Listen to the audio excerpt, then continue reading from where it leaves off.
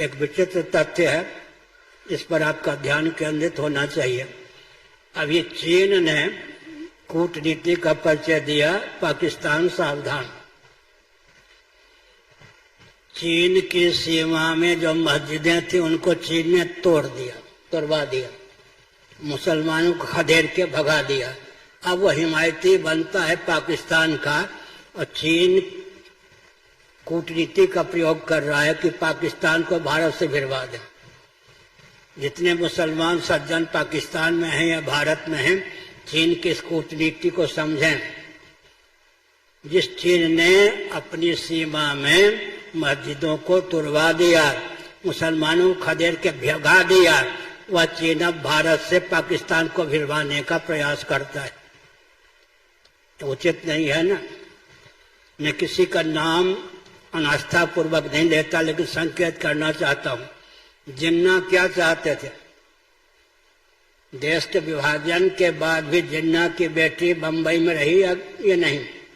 देश के विभाजन के बाद भी मनमोहन सिंह जी पाकिस्तान छोड़ के भारत में आके बसे या नहीं? आज पाकिस्तान की क्या दशा है?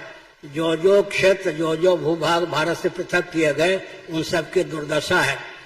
हमने संकेत किया, एक विशाल वट का वृक्ष हो, एक एक वृक्ष की शाखा, उस वृक्ष की शाखा टूट जाए, बट शोभाहीन हो जाएगा, लेकिन जो शाखा टूटेगी वो तो सूखी जाएगी, जलने का काम हो जाएगी।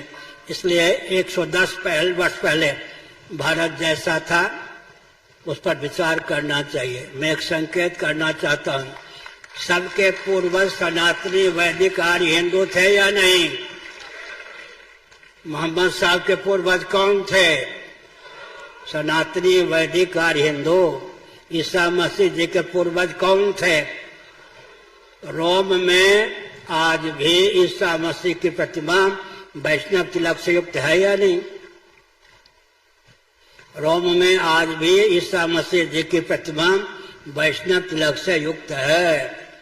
ईसा मसीह जी का जीवन चरित्र पढ़िए, 10 वर्षों तक वो कहाँ रहे? छिपकर भारत में रहे। ईसा मसीह जी की समाधि भी, जिसको कब्र कहते हैं मुसलमान, जम्मू कश्मीर में है या नहीं? आरएसएस के संचालक होते थे सुदर्शन जी, उन्होंने हमको कहा ईसा मसीह को फांसी की सजा दी गई, फांसी के तख्ते पर लटका दिया गया। लोगों ने समझा थोड़ी देर में प्राणांत हो ही जाएगा, चलो। धीरे धीरे ईसा मसीह जीवित निकले, नीचे उतरे, यात्रा करते हुए भारत आए। आज भी जम्मू कश्मीर में उनकी समाधि, उनका कब्रिस्तान प्राप्त है। इसका अर्थ क्या होता है? रोम में ईसा मसीह जी की प्रतिमा वैष्णव तिलक से युक्त है ही। सबके पूर्वज सनातनी वैदिक आर्य हिंदू थे। अब हिंदुओं का जो सिद्धांत है वो दर्शन, विज्ञान, व्यवहार तीनों दृष्टियों से परिपुष्ट है। कोई भी विश्व का व्यक्ति चुनौती नहीं दे सकता, लेकिन अपने पूर्वजों की देन जो है उस पर हमको गर्व होना चाहिए, उसका अनुशीलन करना चाहिए और भारत को भारत के रूप में स्थापित करने का प्रयास करना चाहिए।